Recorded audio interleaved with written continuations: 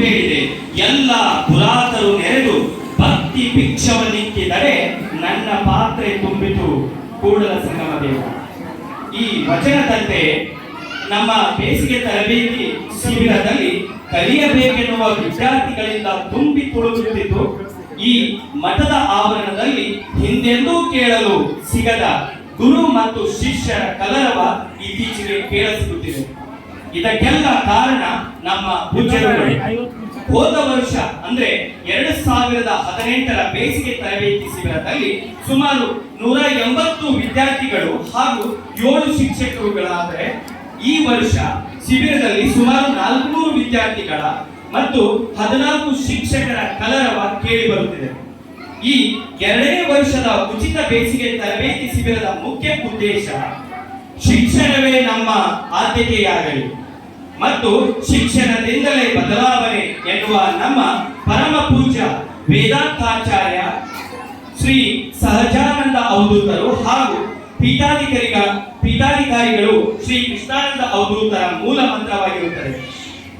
ಮತ್ತು ಗ್ರಾಮೀಣ ಹಾಗೂ ನಗರದಲ್ಲಿ ವಾಸಿಸುವ ಬಡ ವಿದ್ಯಾರ್ಥಿಗಳಿಗೆ ಉಚಿತ ಪಾಠ ಬೋಧನೆ, ಅದರೊಂದಿಗೆ ಊಟ ಮತ್ತು ವಸತಿಯನ್ನು ಉಚಿತವಾಗಿರುತ್ತದೆ.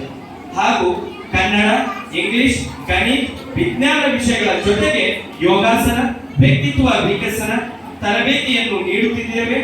ಅಷ್ಟೇ ಅಲ್ಲದೆ ನವೋದಯ, ಮೊರಾರ್ಜಿ ದೇಸಾಯಿ ಹಾಗೂ ಇನ್ನಿತರ ವಸತಿ ಶಾಲೆಯ ಪ್ರವೇಶ ಪರೀಕ್ಷಾ ಪೂರ್ವ ತರಬೇತಿಯನ್ನು ನೀಡಲಾಗುತ್ತಿದೆ.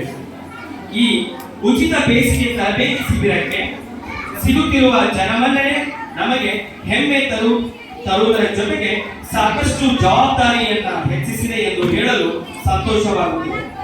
ಈ ಶಿಬಿರವನ್ನು ದಿನಾಂಕ 2 ಏಪ್ರಿಲ್ 2022ರಂದು ಉದ್ಘಾಟನೆ ಮಾಡಿದ್ದು ಈ ದಿನ ಅಂದರೆ 7ನೇ ತಾರೀಕು ಈ ದಿನ ಸಮಾರೋಪ ಮಾಡುತ್ತಿದ್ದೇವೆ. ಈ 35 ದಿನಗಳ ಈ ಕಾರ್ಯಕ್ರಮದಲ್ಲಿ ಈ ಮಕ್ಕಳಿಗೆ ಸಾಕಷ್ಟು ವಿಚಾರಗಳನ್ನು ಕಲ್ಪಿಸಿದ್ದು ಸರ್ವತೋಮುಖ ಬೆಳವಣಿಗೆಗೆ ಈ ಶಿಬಿರ ಕಾರಣೀಭೂತರಾಗಿರುತ್ತದೆ. ಮಕ್ಕಳಿಗೆ ಸರಿಯಾದ ವಿದ್ಯಾಭ್ಯಾಸ, ಆಧ್ಯಾತ್ಮದ ಚಿಂತನೆ, ಅರಿವು, ದಾಸೋಹ ಮತ್ತು ಆರೋಗ್ಯ ಸಂರಕ್ಷಣೆ ಇವುಗಳೆಲ್ಲವೂ ಮುಖ್ಯವಾಗಿದ್ದವು. ತುಮಕೂರಿನ ಶ್ರೀ ಸಿದ್ಧಗಂಗಾ ಮಠದಂತೆ ನಮ್ಮ ಪೂಜ್ಯರು ಈ ಮಠದಲ್ಲಿ ಅಕ್ಷರ ದಾಸೋಹ, ಅನ್ನ ದಾಸೋಹ ಹಾಗೂ ಆಧ್ಯಾತ್ಮದ ಚಿಂತನೆಯೊಂದಿಗೆ ಶಿಕ್ಷಣವನ್ನ ಕೊಡಬೇಕು ಎನ್ನುವ ಕನಸನ್ನ ನನಸಾಗಿಸುತ್ತಿದ್ದಾರೆ. ಈ ಶಿಬಿರದಲ್ಲಿನ ಯಶಸ್ಸುಗಳು: 1. ಪಾಠ ಬೋಧನೆ. ಹೇಳಿದಂಗೆ ಕನ್ನಡ, ವಿಜ್ಞಾನ, ಗಣಿತ ಉಳಿದಂತೆ ಎಲ್ಲ ವಿಷಯಗಳಲ್ಲಿ ಪಾಠ ಬೋಧನೆ ಆಗಿರುತ್ತದೆ.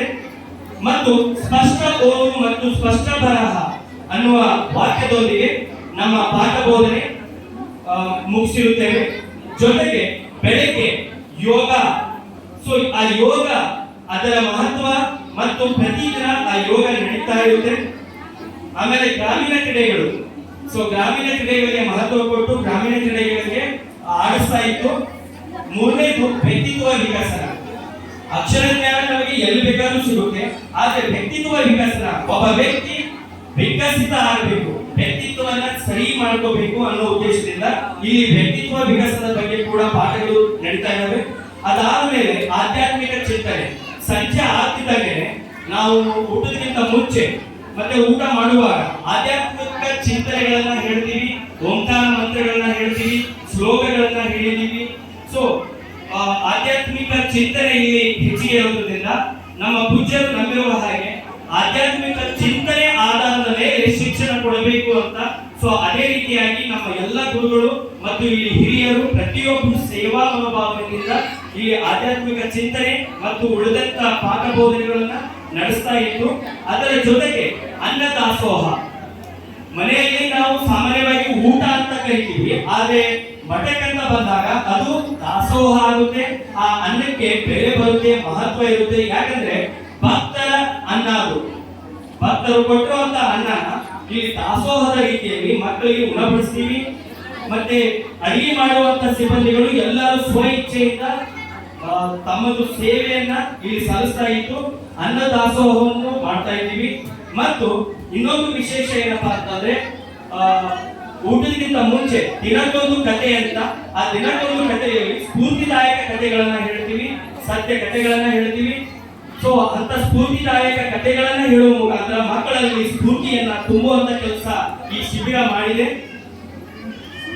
ಈ ಇಷ್ಟೊಂದು ಸಾಧನೆಗಳನ್ನ ಕೇವಲ ನಾವು 35 ದಿನಗಳಲ್ಲಿ ಮಾಡಿರುತ್ತೇವೆ. ಈ ಎಲ್ಲ ಸಾಧನೆಗೆ ಮೂಲ ರೂವಾರಿಯಾಗಿರುವಂತ ನಮ್ಮ ಪೂಜ್ಯರುಗಳು. ಸೊ ಆ ಪೂಜ್ಯರ ಕನಸನ್ನ ನಾವು ಈಡೇರಿಸ್ತಾ ಬಂದಿದ್ದೀವಿ. ಸೊ ಅದಕ್ಕೆ ಅವರಿಗೆ ಧನ್ಯವಾದಗಳನ್ನು ಹೇಳ್ತೀವಿ.